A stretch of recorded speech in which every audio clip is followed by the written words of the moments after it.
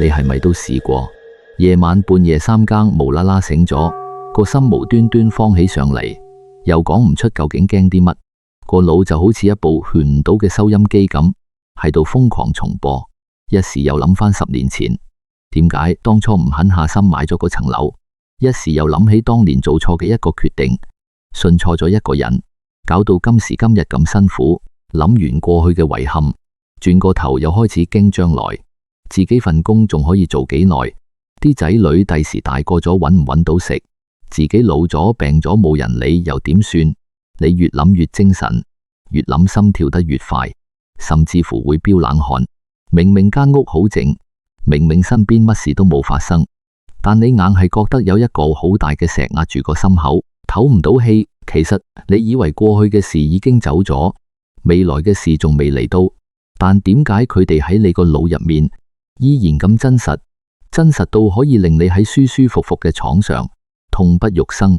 我今日想話俾你聽一個可能會顛覆你大半世人認知嘅真相。其實過去從來都冇離開過你，未來亦都唔係喺遙遠嘅前面等緊你。過去、現在、未來根本就係同時存在。你半夜驚醒嘅嗰種痛苦，其實係被時間呢個幻象呃咗。我哋由細到大都被灌輸一個根深蒂固嘅觀念，時間就好似一條單向嘅河，由過去流向未來。逝去嘅日子就好似流走咗嘅水，永遠都追唔返；而將來就好似喺河嘅下游，我哋只可以被水流推住向前走，無能為力。喺呢座生活節奏咁急速嘅城市入面，我哋日日捱生捱死，追車趕返工，趕住大減價去掃貨。我哋覺得時間唔夠用，覺得時間一分一秒咁溜走。但係你有冇認真咁諗過，如果時間真係一條直線行完就冇，咁點解我哋有時去到一個完全陌生嘅地方，見到一個陌生嘅街角，心入面會突然間咕噔一下，有一種強烈嘅感覺湧上心頭。我嚟過呢度，我見過呢個畫面，甚至連接下來嗰一秒會有一隻白貓行過，你都好似提前知道咗一樣。好多人話呢啲叫似曾相識，科學家會同你解釋，話呢個係大腦記憶系統嘅短暫混亂，又或者係左右腦處理資訊嘅時間差。但係冇一個解釋可以真正講清楚嗰種由心底裏面生出嚟嘅熟悉感。其實嗰種感覺唔係記憶錯亂，而係時間嘅界限喺你個腦入面突然間穿咗個窿，令你短暫咁睇到咗過去同未來重疊嘅真相。時間喺嗰一剎那露咗破綻。講到咁遠，我想同大家講一個歷史故事。相傳喺隋朝嗰陣，有一位好出名嘅高僧，叫智者大師。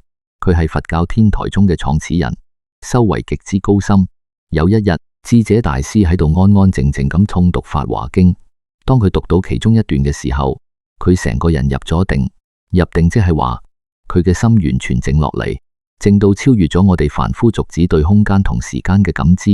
喺呢個極度清靜嘅境界入面，智者大師竟然親眼見到2000年前釋迦牟尼佛喺印度靈山同無數菩薩弟子講經嘅畫面。嗰個場景唔係一幅死氣沉沉嘅畫，亦都唔係好似睇電視咁隔住個玻璃。嗰個畫面係生勾勾、活生生嘅，微風吹過樹葉嘅聲，佛陀講嘢嘅回音，旁邊啲弟子點頭嘅神態，全部都清清楚楚。佛陀仲喺度講緊法，法會根本就冇完結。智者大師出定之後，講咗一句震撼成個佛教界嘅說話：靈山一會，延延未散。意思就係話2000年前嘅嗰場法會，到今時今日依然未散。各位，2000年前嘅事，連釋迦牟尼佛嘅真身都唔喺度啦，聽經嘅人連骨灰都化晒啦，點會話未散就未散？點會仲喺度進行緊？呢個就係佛法入面最核心、最不可思議嘅時間觀。我哋凡夫俾自己對眼同個大腦呃咗，覺得時間係一條線，行過咗就冇。但我哋唔知道，喺真正開悟嘅人眼中，時間其實係一塊無邊無際嘅大圓鏡。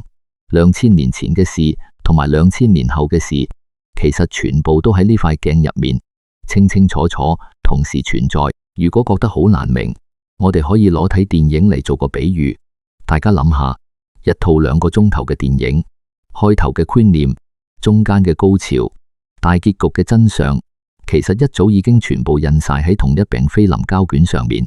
過去、現在、未來，全部都喺嗰餅菲林度同時存在緊，只不過係放映機盞燈一格一格咁打落去，我哋坐喺戲院度睇，先至覺得有時間流逝，先至會跟住個劇情一時笑，一時喊。智者大師就係嗰個跳出咗戲院座位，唔再被放映機監住走，直接睇到成餅菲林全貌嘅人。佢見到原來開頭嗰格菲林同大結局嗰格菲林一直都平排擺喺度，從來都冇生，亦都從來冇滅。如果你真係明白呢一點，你就會開始知道你點解會咁痛苦。我哋成世人就好似喺一條冇盡頭嘅隧道入面跑，後面有隻叫過去嘅怪獸一路追住我哋，前面又有個叫未來嘅黑影，嚇到我哋面青口唇白。你將10年前嘅遺憾當成一條揈唔甩嘅尾巴，你將10年後嘅養老問題當成一座未爆嘅火山。你以為過去已經死咗，其實佢未死，佢就疊加喺你而家呢一秒鐘嘅心念入面，靠吸你嘅精力嚟生存。你以為未來仲未發生，其實你每一次焦慮都係喺當下呢一秒提早將未來嘅痛苦拉過嚟受。所以你半夜驚醒，唔係因為你做錯過啲乜，亦都唔係因為未來真係有幾咁得人驚。你之所以驚，係因為你睇唔穿時間嘅幻象，你將自己困咗喺一個線性嘅牢籠入面，自己綁死自己。聽到呢度，你可能會話：好啦，就算過去同未來都係同時存在，咁起碼我仲有現在可以揸手啊！只要我過好現在咪得咯。但係我接下來要話俾你聽一個更加顛覆嘅真相。你以為你活喺現在，但其實你根本永遠都捉唔住現在。你唔信？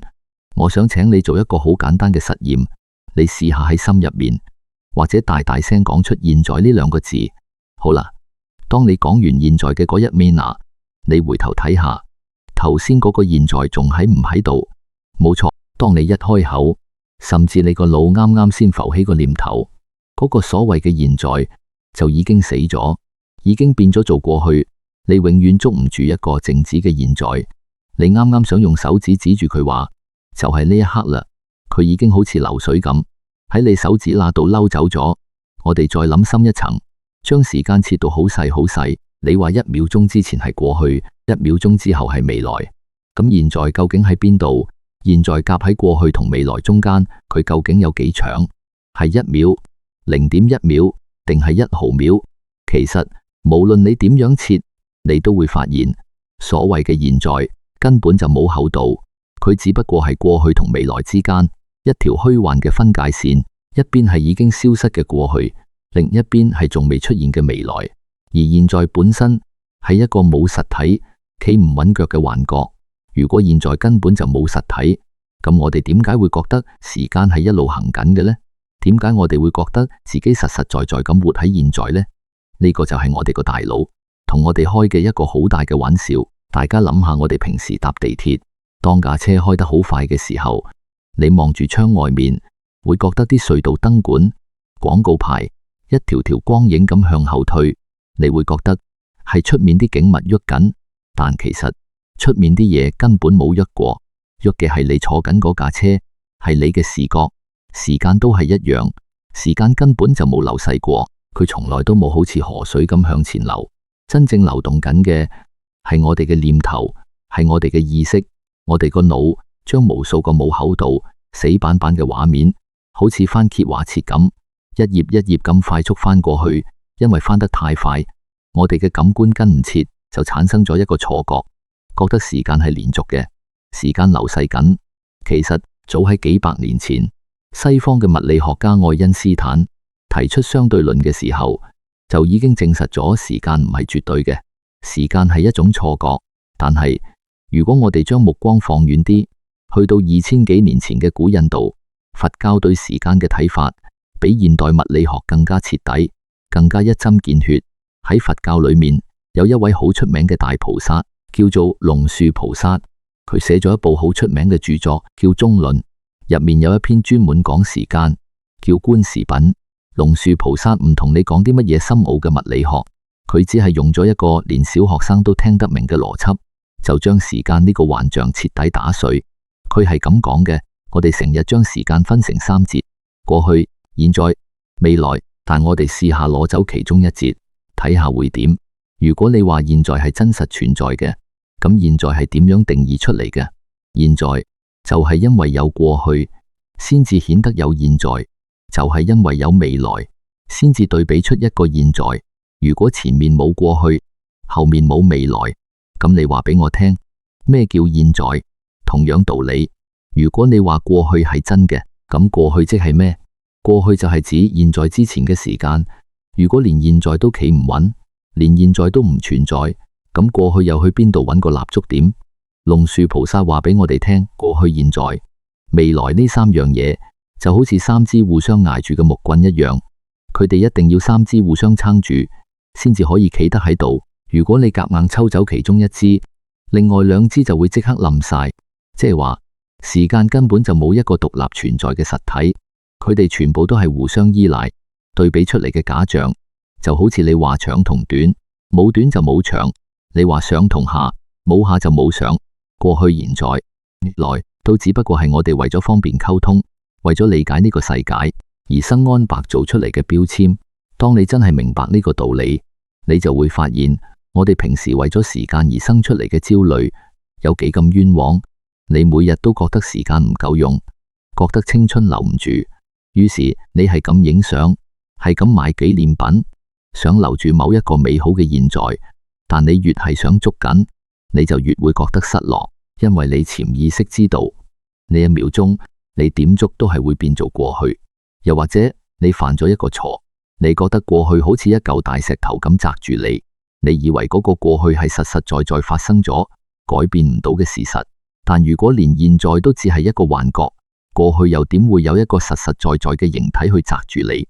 你之所以覺得痛苦，覺得有遺憾，係因為你將時間睇成咗一條單向嘅死胡同。你以為行錯咗一步，就永遠都翻唔轉頭。你以為10年前嘅嗰件錯事，10年前得罪嘅嗰個人，今時今日依然喺度折磨緊你。但我今日要話俾你聽，嗰個所謂嘅10年前，嗰個所謂嘅過去，其實早就已經煙消雲散。你以為係10年前嗰個人，嗰件事仲喺度傷害緊你，其實嗰件事早已經化晒灰啦。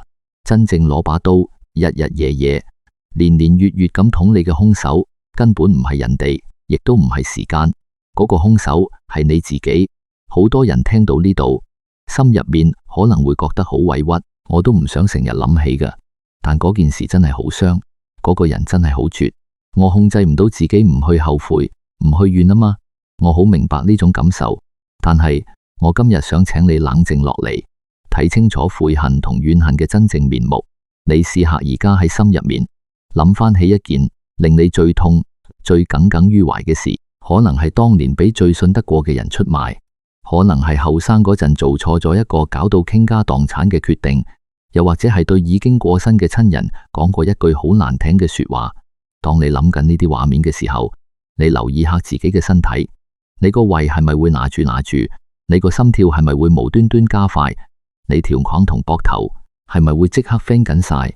你甚至會覺得有股無名火喺心口湧上嚟，或者眼淚已經喺眼眶度打轉。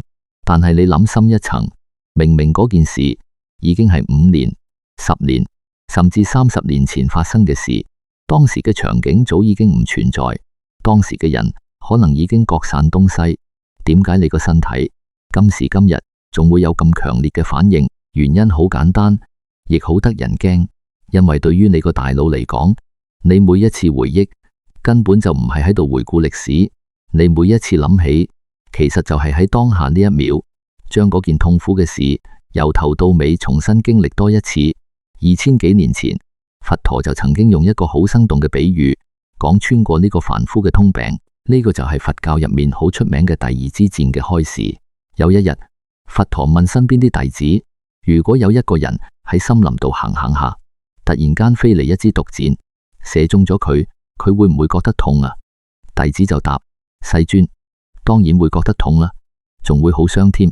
佛陀點點頭，跟住再問：咁如果呢個人中咗第一支箭之後，自己又攞起另一支箭，狠狠地插落自己同一個傷口度，佢係咪會更加痛？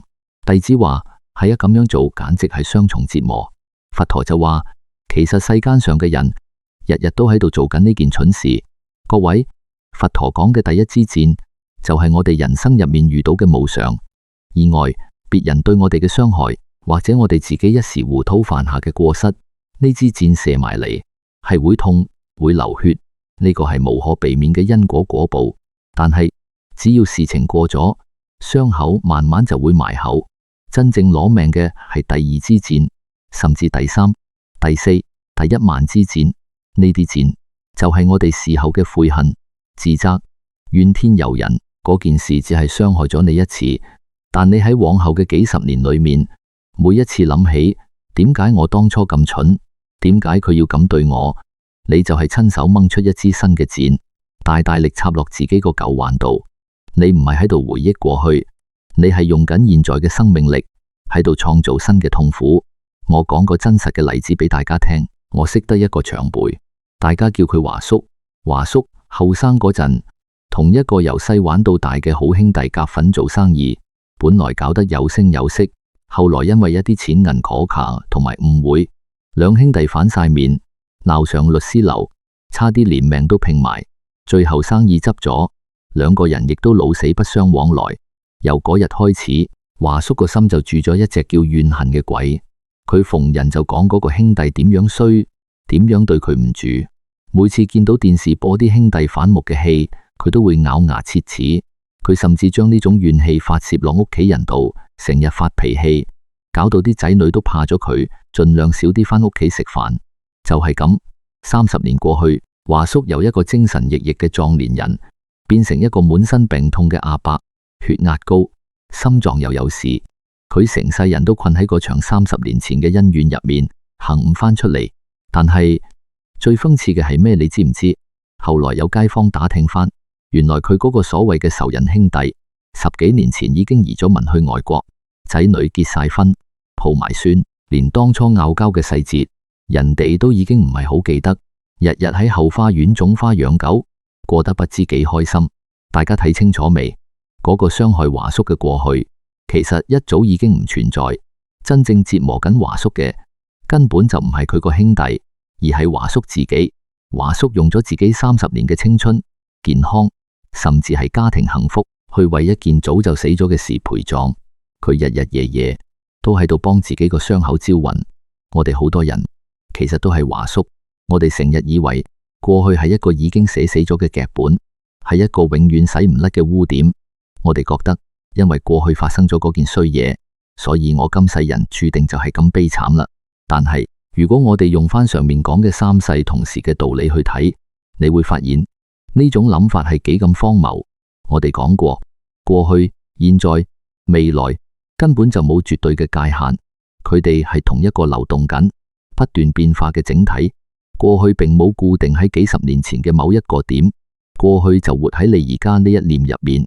你記住呢句話，過去本身根本就冇任何固定嘅意義，佢係毒藥定係解藥，完全取決於你現在點樣去對待佢。如果你好似華叔咁，日日怨天尤人，咁嗰個過去就係一個永遠鎖死你嘅鐵籠。但如果你喺當下呢一刻轉一個念頭，嗰個所謂嘅過錯同傷害就可以瞬間變成你人生最寶貴嘅財富。聽到呢度，你可能會問，你話過去同現在同時存在，咁即係話一切都係命中注定啦。既然過去都定咗型，我而家做乜都改變唔到事實啦，咁我仲可以點？如果你咁諗，就大錯特錯。正因為三世同時，所以時間根本唔係一條單行線。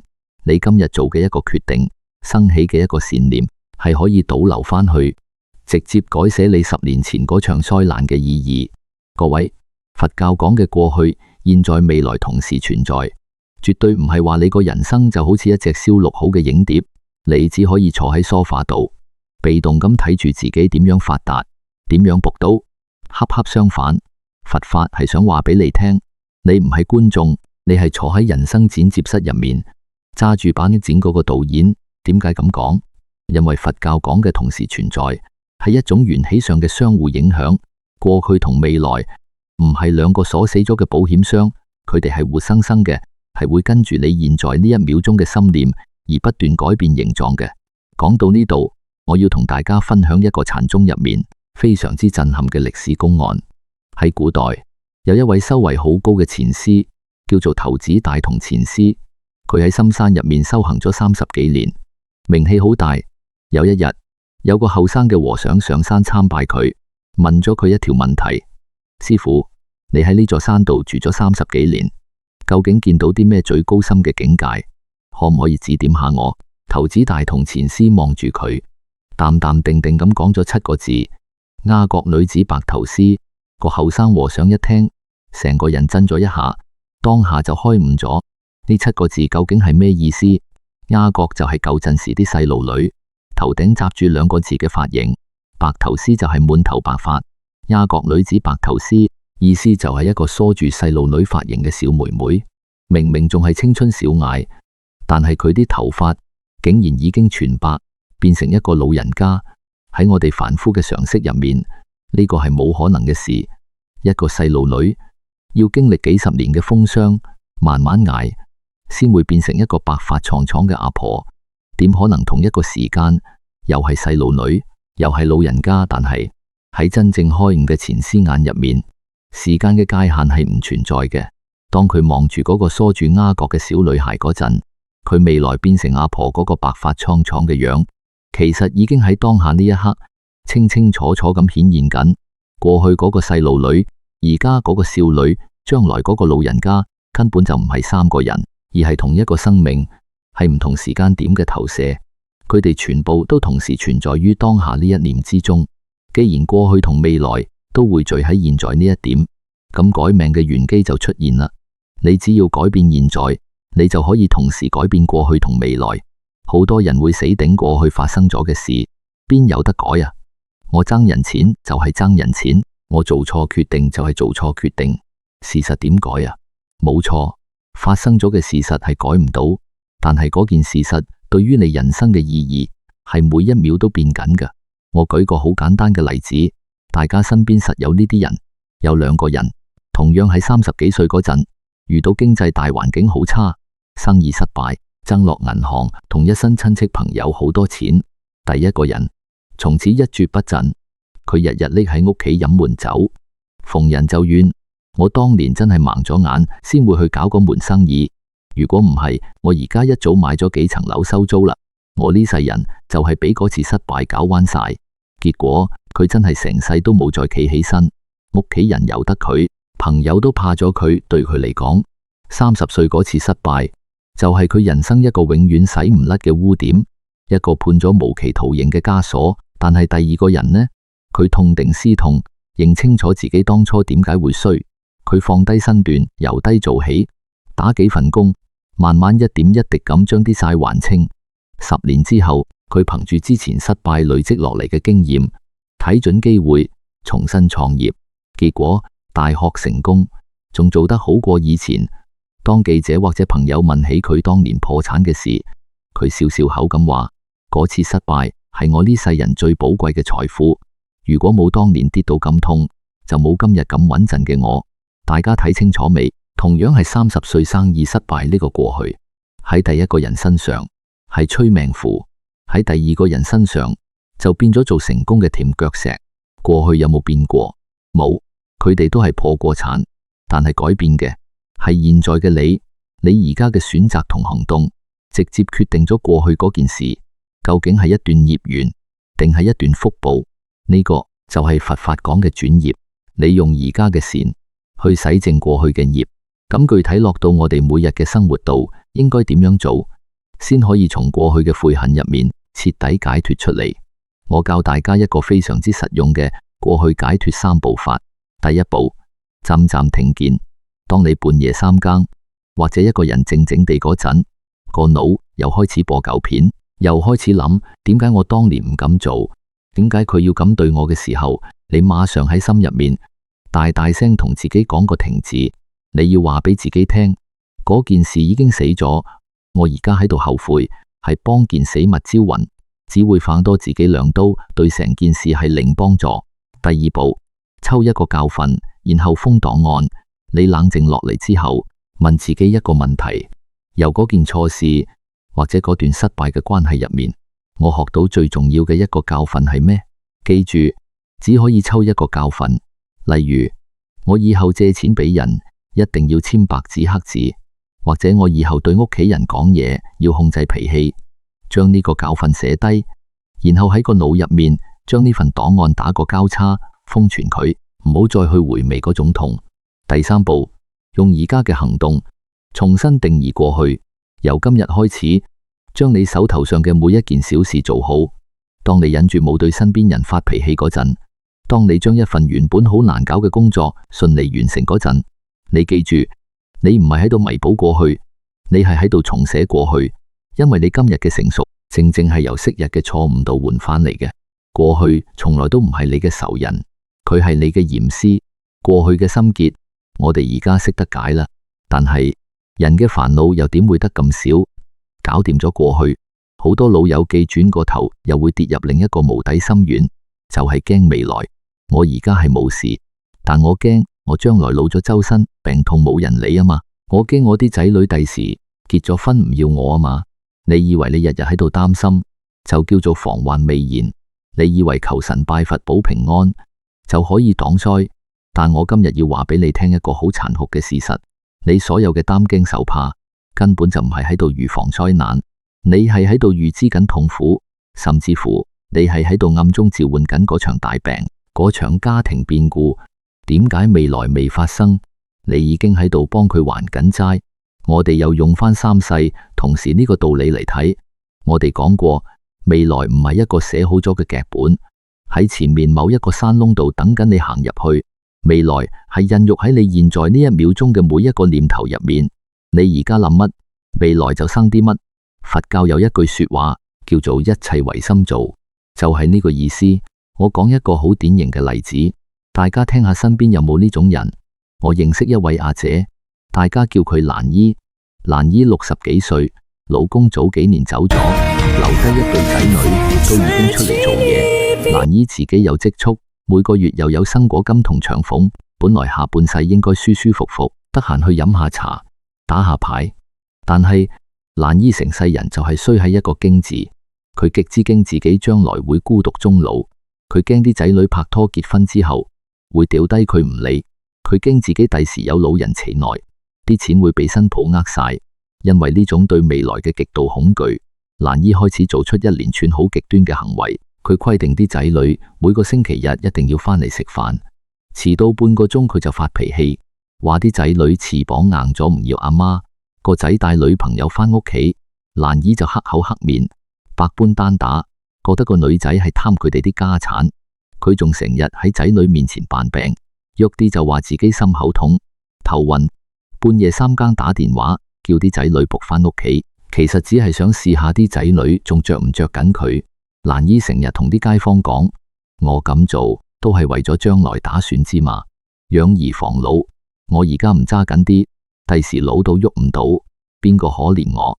結果呢，短短5年時間，個仔頂唔順佢日日冇風起浪，同個女朋友搬咗出去住，由每個禮拜返嚟一次，變成1個月先返嚟一次，每次食完飯就即刻走。個女更加絕，為咗避開阿媽嘅精神轟炸，直接申請咗去外國做嘢，幾年都唔返嚟一次。到最後，蘭姨真係變成咗佢當初最驚嘅嗰個模樣，對住間大屋，孤零零一個，周身病痛，連個傾偈嘅人都冇。大家睇清楚未？嗰個孤獨終老嘅未來係咪一早寫定喺度等緊蘭姨？唔係，係蘭姨用佢現在嘅猜忌、控制欲同埋負能量，一磚一瓦，親手將呢個地夾起出嚟，然後自己行入去。佢以為自己喺度防備未來，其實佢係用緊現在嘅恐懼去創造一個最壞嘅未來。各位，呢個就係心念嘅可怕之處。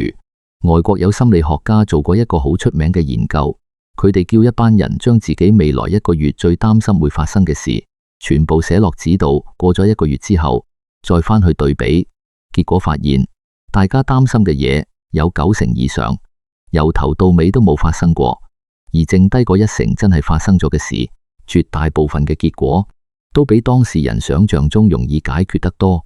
你睇下，我哋花咗咁多心機、咁多眼淚、咁多失眠嘅夜晚，去為咗9成9根本唔會發生嘅事去折磨自己，呢個係幾咁冤枉。未來係點樣嚟㗎？未來就係你而家呢一秒煲緊嗰啖湯嘅火候，未來就係你而家呢一秒對住老伴講嘅嗰句說話嘅語氣，未來就係你而家呢一秒個心有幾定。既然未來就係由當下呢一念生出嚟嘅，咁我哋應該點樣做先可以真正從未來嘅焦慮入面解脫出嚟？同上面一樣，我教大家一個未來解脫3步法。第一步，膽暫停鍵，認清幻覺。當你個腦又開始諗老咗點算，病咗點算嘅時候，你馬上剎掣，同自己講停，嗰個衰嘢仲未發生，我而家嘅心慌對將來係零幫助，只會搞壞我而家嘅身體。你要好清醒咁話俾自己聽，所有對未來嘅擔憂都只係大腦製造出嚟嘅恐怖片，唔係事實。第二步，將注意力由未來嘅結果拉返去當下嘅行動。與其去愁10年後有冇人推你坐輪椅，不如將眼光收返埋，睇下今日，問自己，我今日可以做啲咩，令自己開心啲、健康啲。唔好諗第時啲仔女唔養我點算，去諗我眼睜約邊個老友記去行山，將嗰個好大、好恐怖嘅未來拆碎，變成一個個你而家即刻可以做到嘅小目標。第3步，用而家嘅歡喜心去創造好嘅未來。當你專注將今日嘅一餐飯煮得好食，當你專注去公園拉下筋、抖下大氣，當你對身邊嘅人多啲包容、少啲挑剔，你就已經喺度幫自己嘅未來鋪緊一條最靚嘅路。一個心境平和、身體健康、人見人愛嘅老人家，將來點會過得慘？未來嗰個從容自在嘅你，就係由而家呢個開朗定當嘅你一點一滴咁雕琢出嚟嘅。各位，未來從來都唔係你嘅敵人，未來係一張白紙，等你用現在嘅善念去畫畫。講到呢度，好多人可能會有個疑問：哦，我明啦，你講咁多，過去唔好去後悔，未來又唔好去驚，咁即係叫我乜都唔好諗啦？係咪即係叫我做個廢人？今朝有酒今朝醉，渾渾噩噩咁過日子就叫活喺當下？如果你以為活喺當下就係得過且過，乜都唔理，咁你就真係完全捉錯用神，辜負咗佛法最深嘅智慧。真正嘅活喺當下，絕對唔係叫你斬斷過去，亦都唔係叫你蒙住對眼唔睇未來。真正嘅活喺當下，係同時活喺過去、現在同未來入面。聽落好似好矛盾，點解頭先叫我哋放低過去同未來，而家又話要同時活喺入面？其實一點都唔矛盾。喺佛教華嚴宗入面，有一個震撼人心嘅大智慧，叫做十世格法二乘門。個名聽落好長好離口，但係佢講嘅道理其實非常之貼地。華嚴宗話俾我哋聽，時間唔係切開一節節嘅，你以為只有過去、現在、未來3世，其實過去入面又有過去嘅過去、過去嘅現在、過去嘅未來，未來入面亦都有佢自己嘅3世，重重疊疊交織埋一齊，最後全部都統統攝入你當下呢一念之中。華嚴經入面有一句說話，我每次讀起嚟個心都會覺得好震撼。嗰句說話叫我於一念見3世。一個真正覺悟咗嘅人，佢唔使坐時光機，佢只要安安靜靜咁活喺當下呢一秒鐘，佢就已經同時睇到過去嘅因、未來嘅果，所有嘢都清清楚楚咁展現喺眼前。過去嘅智慧、未來嘅希望，全部都化成咗當下呢一秒鐘嘅力量。如果你覺得呢啲經典太深奧，我舉一個最日常、最生活化嘅例子俾你聽。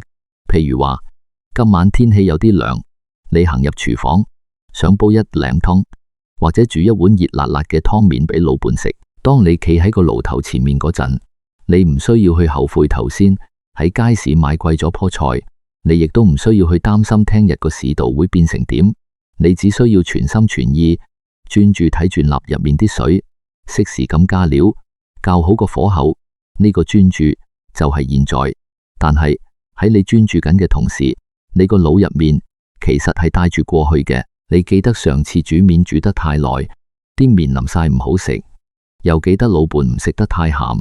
呢啲過去嘅經驗教訓已經化成咗你嘅智慧，喺當下指導緊你點樣落調味料。同一時間，你個心入面亦都裝住未來。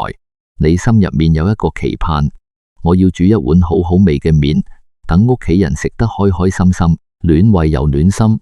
呢個對未來嘅善念就係推動你而家咁俾心機煮麵嘅動力。你睇下，過去嘅智慧、未來嘅希望、現在嘅行動，全部完美咁結合喺你揸住隻鑊鏟搞緊碗麵嘅呢一秒鐘入面。佢哋冇互相打交，冇令你覺得焦慮或者悔恨，而係和諧統一咁存在緊。呢個就係真正嘅三世同時，呢個先至係真正嘅活喺當下。佢唔係令你忘記過去，而係令你由過去嘅包袱入面解脫出嚟，將過去變成你嘅養分。佢唔係令你對未來盲目，而係令你放低無謂嘅驚恐，將未來變成你努力嘅方向。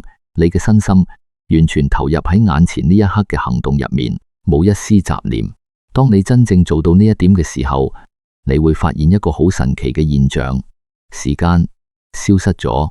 你回想下，當你全神貫注去做一件你中意做嘅事，可能係睇緊一本好書，可能係喺露台度打理緊啲盆栽，又或者係同個孫喺度玩緊遊戲。